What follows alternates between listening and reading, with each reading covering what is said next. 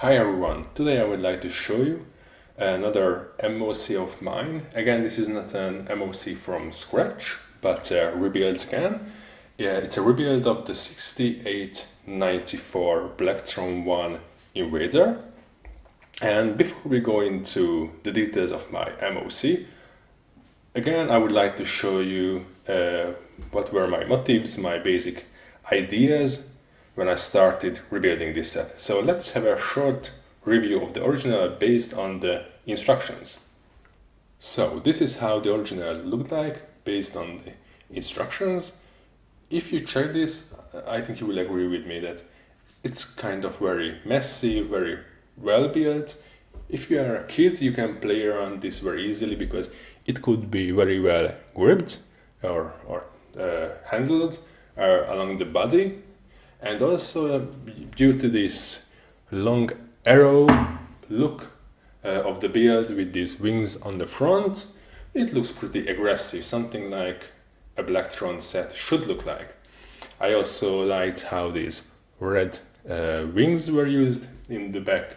So there's a good combination, I think, for transparent red and the transparent yellow parts. Also, there are a lot of things that are unique to this set.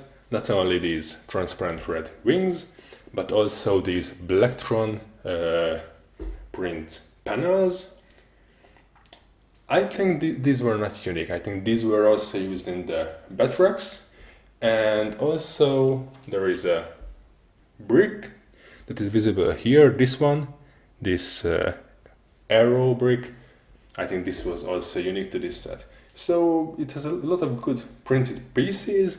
Also, the build looks very good. Something that is a little bit strange for me in this set is that they have been using gray parts for this set, for the space seat in the cockpit, some 2x2 plates, and also in the back there is an engine that uses using a gray color. To be honest, I do not see a reason why they have decided to use gray, because all these parts existed in red, in yellow, so it doesn't make sense. To be honest, it doesn't look good. It was not necessary. I think this is a flaw in the design. But since the majority of the gray parts are inside the build, it doesn't take too much away from the look of the original build from the outside.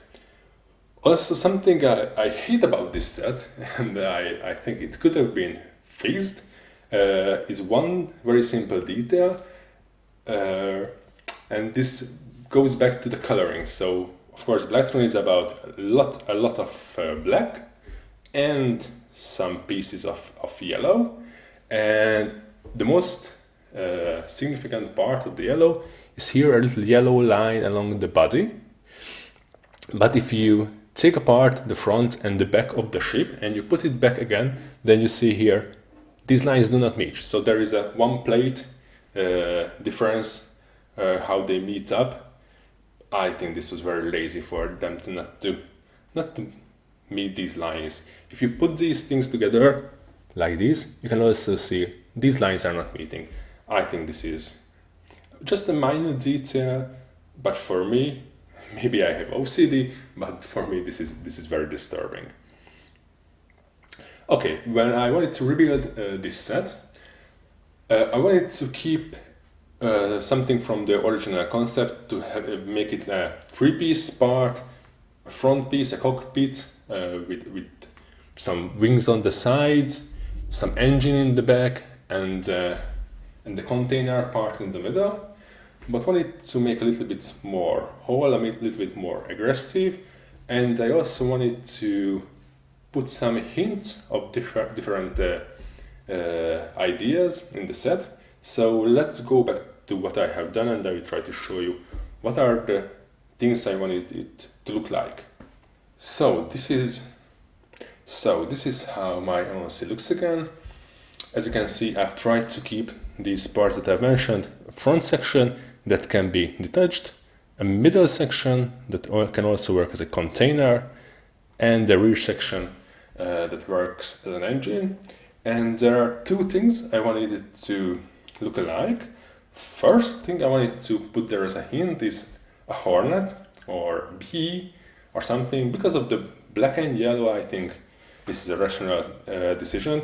To be honest, in a lot of my Blacktron sets, I tried to put there an animal, something a little bit aggressive animal. So just to make it a little bit organic, and that's why it has received 2 wings on the sides. And another thing I wanted it to look like a little bit is a TIE fighter, but not the regular TIE fighter, but Vader's advanced TIE fighter, because it doesn't have those vertical shields on the side, but it has angled shields on the side, and I wanted these wings also to look a little bit like shields, something that is protecting the ship. So that's a look I wanted to put there to the set, especially if you look at it from the front.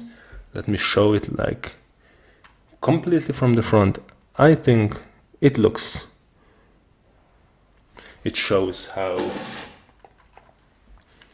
much it maybe looks like an advanced TIE fighter. Okay, as you can see, the ship itself doesn't have so much landing gear.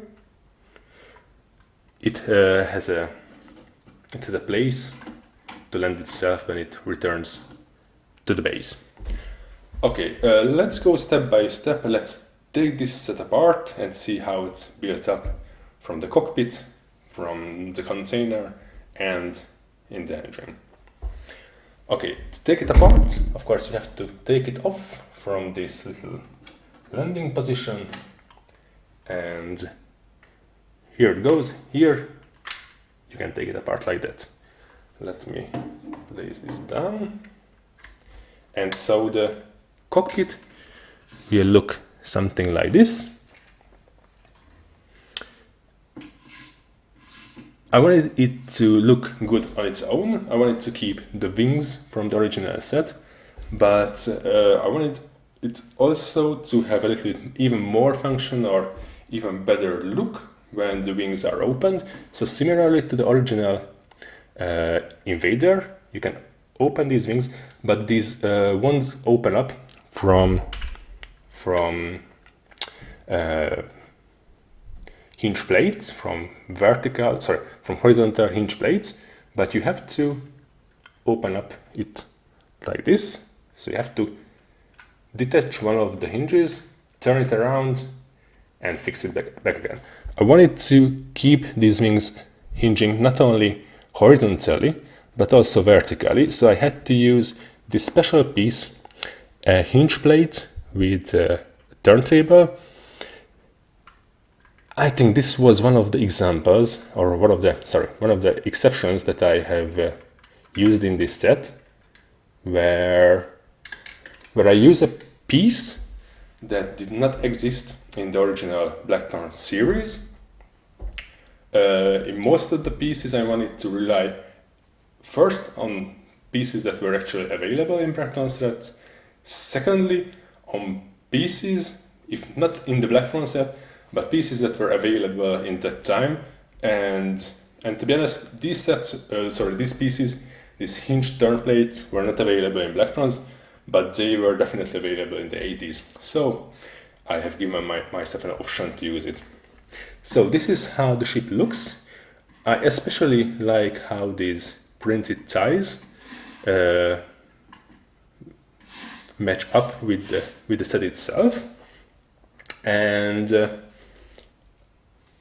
since the back of the ship had to be attached to the end of the cockpit as well, I had to make here a trick.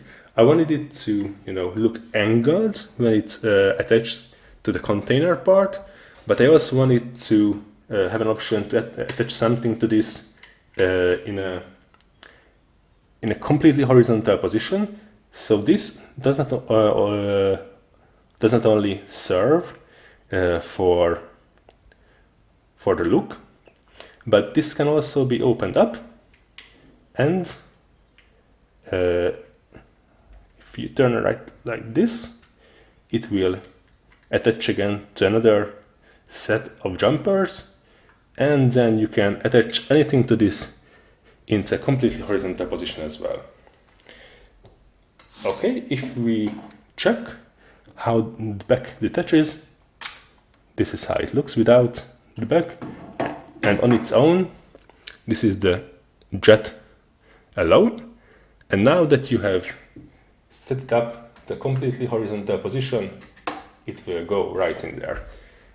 When I wanted to design this, of course, as you can see, it's holding on these landers, and this is very big compared to the front. So it was not only a challenge in building how the pieces combine together, how the pieces go together, but also how as much weight can be put into the front without making it look clumsy, so that this huge part will not make the ship, tilt back. So even if you tilt it back, it will come back. Oops, sorry. I think one of the weaknesses of this set has been revealed. So this bottom part with these space, I don't know what are these space boosters, are not as stable as I would like them to be. Okay, but anyway, they look great, so I have decided to keep it as it is for the look. Let's check the middle part. Okay, here you go. This is the middle section of the Hornet. As you can see, I've used a lot of plates and a lot of hinges in the back. And also, if you look at the bottom of it, this is how I reused these printed panels, and then wanted to make there some stripes, a little bit angled, just for the look of it. If you check, these are not regular bricks or plates with the pins, but ties with the pins.